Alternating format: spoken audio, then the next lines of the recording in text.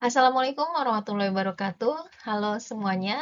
Beberapa waktu ini kita sering banget dengar tentang kasus keracunan di program MBG. Ya, video kali ini saya buat bukan untuk mengkritisi pemerintah, bukan untuk memberikan saran atau masukan ya, karena sudah banyak kayaknya ahli yang buat itu. Tapi saya membuat video ini untuk membahas komentar netizen. Jadi selama ini saya tuh baca berita tentang keracunan MBG, tapi tidak pernah baca komentarnya netizen-netizen ya di media sosial. Nah, baru-baru ini saya baca komentar dan ternyata amazing gitu. Eh, Menarik dalam artian masih banyak persangkaan-persangkaan yang disampaikan oleh netizen dan itu menurut saya sangat keliru gitu ya. Dan ini mudah-mudahan bisa sedikit meluruskan atau memberikan pencerahan gitu ya. Bahkan sampai kayaknya jangan-jangan ini akan muncul gitu ya teori konspirasi di balik MBG gitu. Nah, jangan sampai ke sana. Ya, menariknya bagaimana? Nah, ini contoh komentar-komentar dari netizen yang saya screenshot dari thread ya. Jadi ada satu thread dia bikin video, jadi anak-anak SMA gitu ya bikin video bahwa mereka setelah makan siang kemudian dibawa ke rumah sakit karena keracunan. Nah, di situ ada banyak komentar gitu. Nah, seperti yang pertama ini sengaja saya tutup untuk menjaga privasi ya.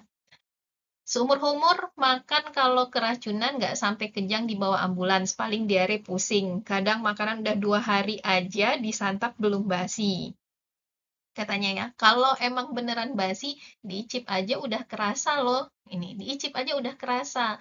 Apa ini cuma akal-akalan biar bisa bolos? Duh, kasihan banget ini ya, yang sudah keracunan terus dituduh bolos gitu, mau bolos aja gitu. Terus, yang berikutnya, yang di sini ya, yang tidak ada profil picture-nya. Anehnya ini kok hampir semua yang dapat jatah MBG keracunan. Itu makanan kirim dari pusat atau gimana gitu ya. Waduh, ini jangan sampai dikira pusat mengirimkan makanan yang beracun gitu ke anak-anak sekolah. Nasi aja dimasak di rice cooker masih tahan 2 hari. Terus ada lagi yang bilang curiga sama wadah makanannya sih. Kalau masaknya kayaknya udah pasti nggak mungkin aneh-aneh bumbunya gitu ya. Nah, jadi yang disalahin wadahnya di sini. Wadahnya kan kebanyakan import. Waktu itu pernah ada kasus stainless 304 berbasis minyak babi. Terus ada yang share pengalaman pribadinya, yaitu pengalaman pribadi saya ngekos, kadang kalau udah nggak ada makanan waktu pulang kerja, udah lapar sekali, nggak sempat mau nungguin nasi masak dan lauk, ada sisa nasi, itu nasi yang rasanya asam-asam lepek, belum basi sepenuhnya. Dan telur karena sering beli makan di luar, jadi tuh telur udah pucet. Ya, karena ekonomi tanggal tua, ya pahamlah, saya hantam aja. Alhamdulillah aman, gitu. Ya, jadi memperlihatkan bahwa kalau makanan yang udah lama aja itu tuh aman biasanya kok ini baru dibuat hari mungkin malam sebelumnya gitu ya belum sampai 2 hari tapi udah banyak yang keracunan gitu. Tapi dia klarifikasi sih nggak tahu ya orang beda-beda sistem imunnya. Nah bener banget gitu ya. Jadi orang beda sistem imun ya beda juga reaksinya gitu. Makanya di setiap sekolah itu biasanya keracunan kan nggak 100% juga gitu ya. Ada yang tidak keracunan, ada yang keracunan, ya itu tergantung dari imunnya. Tapi kita nggak bisa bilang bahwa makanan itu masih bagus gitu. Terus ada lagi yang ini mohon maaf nih ya, kok bisa banyak berita keracunan MBG. Padahal segoblok-gobloknya orang masak jarang banget sampai keracunan. Paling masaknya aneh-aneh kayak jamur, rebung, bambu kuning. Kayaknya ada sabotase deh. Nah, ini nih, sabotase ya seolah-olah kayak si si pemasak yang menyiapkan MBG ini sengaja gitu nambahin racun gitu. Terus walaupun ada yang balas sih analisa yang konyol dan koplak gitu ya. Terus ada yang jawab juga gini, emang yang makan nggak nyobain dulu gitu kalau bau, lengket dan lain-lain yang aneh. Main telan aja gitu. Jadi logikanya adalah kalau misalnya makanan itu emang udah basi, seharusnya kerasa dong gitu, jangan langsung dimakan gitu ya. Terus sama oh ini yang tadi ya, yang wadah makanannya gitu. Nah ini kenapa saya anggap ini menarik dan perlu diluruskan karena ternyata di masyarakat di sana saya melihat ada dua hal gitu ya. Satu, merasa bahwa kalau namanya masak itu selama selama bumbu yang digunakan nggak aneh-aneh seharusnya nggak akan beracun gitu. Seolah-olah racun ini munculnya sengaja ditambahkan gitu. Terus yang kedua, yang keliru di sini adalah bahwa makanan itu kalau dia beracun itu pasti basi gitu. Kalau basi kan kerasa tuh ada rasa aneh-aneh gitu ya, mungkin asam, aromanya nggak sedap, terus warnanya udah aneh kayak gitu. Nah, ini membuat seharusnya si siswa-siswa ini udah nggak makan lagi, jangan langsung asal telan gitu. Nah, dua hal ini yang paling utama yang menurut saya perlu diluruskan di video ini. Yang terkait wadah juga, jadi wadah kalau kalau dia mengandung babi itu beda cerita, yaitu masalah halal, bukan masalah keracunan gitu ya. Oke, next. Nah, jadi makanan itu tidak harus basi untuk membuat kita sakit. Makanan yang kelihatannya bagus gitu ya, rasanya masih enak, aromanya normal, teksturnya oke gitu. Itu bisa saja sudah mengandung mikroorganisme yang banyak dan mikroorganisme ini bisa saja sudah menghasilkan racun. Nah, inilah yang kemungkinan besar terjadi pada anak-anak didik yang makan MBG. Nah, sedikit teori tentang dunia mikroorganisme gitu ya. Jadi mikroorganisme itu seperti bakteri, kapang, hamir, itu bisa kita kelompokkan menjadi tiga, seperti gambar di sini. Yaitu ada mikroba yang bermanfaat atau beneficial microbes, ada mikroba pembusuk atau spoilage microbes, dan ada mikroba patogen atau pathogenic microbes. Nah, ini bagus sekali ilustrasinya bahwa mikroba yang baik atau beneficial ini sebagiannya ada juga yang masuk dalam mikroba pembusuk. Mikroba pembusuk juga sebagiannya ada yang masuk dalam kategori mikroba patogen. Tapi ada juga bagian dari mikroba-mikroba ini yang mereka berdiri sendiri. Yaitu misalnya ada mikroba yang beneficial dan bukan spoilage microbes dan bukan pathogenic microbes gitu. Nah, saya akan jelaskan satu-satu nih. Beneficial microbes ini adalah mikroba yang berguna untuk tubuh kita. Misalnya mikroba yang ada pada yogurt gitu ya, dia akan membantu kesehatan pada pencernaan kita. Nah, sifatnya tadi ada yang menganggap itu sebagai mikroba pembusuk karena ada yang tidak suka ya rasa asamnya, misalnya mengubah makanan jadi asam gitu. Jadi sebenarnya dia mungkin baik untuk tubuh kita, tapi kita anggap dia bisa membuat makanan kita menjadi basi. Nah, mikroba kedua yaitu mikroba pembusuk atau spoilage microbe. Inilah mikroba-mikroba yang membuat makanan kita basi. Ya, mikroba-mikroba ini ketika dia tumbuh, dia mengubah rasa, aroma, atau warna atau tekstur dari produk kita sehingga kita menyebutnya makanan itu sudah rusak atau basi. Nah, mikroba pembusuk ini ada yang bersifat patogen dan ada juga yang tidak. Artinya, tidak semua makanan yang basi itu bisa menyebabkan kita keracunan. Seperti tadi ada yang bilang bahwa saya tuh makan nasi, padahal udah rasanya udah asam-asam dikit gitu ya, udah 2 hari, tapi saya nggak sakit tuh gitu ya. Nah, mungkin saja dia lagi beruntung, yang dia makan tuh cuman mikroba pembusuk saja, tidak ada mikroba patogennya di sana gitu ya, karena mikroba pembusuk saja tidak mengganggu kesehatan tubuh manusia. Dia hanya merusak sifat organoleptik seperti tadi rasa, aroma, tekstur ya dari makanan kita. Nah, yang ketiga itu mikroba patogen. Inilah biang keroknya mikroba yang bikin kita sakit. Ya, Dan lihat di sini bahwa mikroba patogen itu ada sedikit ya, sedikit yang juga bersifat mikroba pembusuk. Artinya ketika dia tumbuh di makanan, dia membuat makanan basi. Tapi kebanyakan mikroba patogen itu dia bukan mikroba pembusuk. Artinya ketika dia berada di makanan, dia tidak mengubah sifat makanannya. Aromanya tidak berubah, rasanya tidak berubah, warnanya tidak berubah. Dan kita mengenali makanan ini sebagai makanan yang masih bagus, yang tidak basi. Padahal mikroba patogen ini, kalau kita makan, ini yang bikin kita sakit.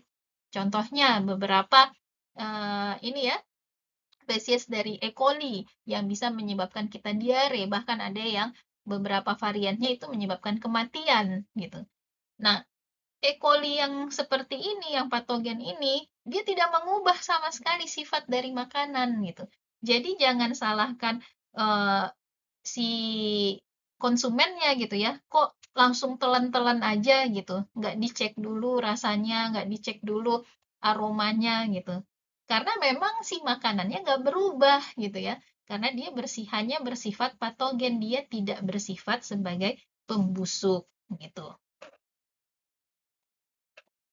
Nah, ada mungkin pertanyaan, terus bakterinya sebenarnya ini dari mana gitu ya, mikroba itu dari mana? Kan seharusnya sudah mati saat dimasak gitu. Kayak tadi ada yang bilang apa?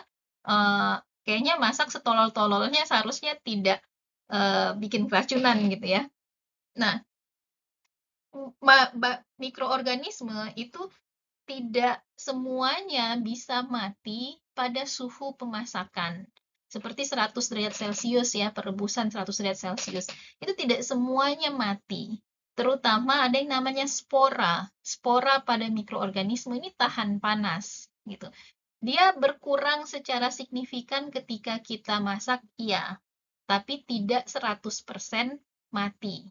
Kecuali proses pengolahan makanannya mengalami proses sterilisasi, seperti pada susu UHT ya, itu proses sterilisasi, semua mikrobanya mati gitu ya.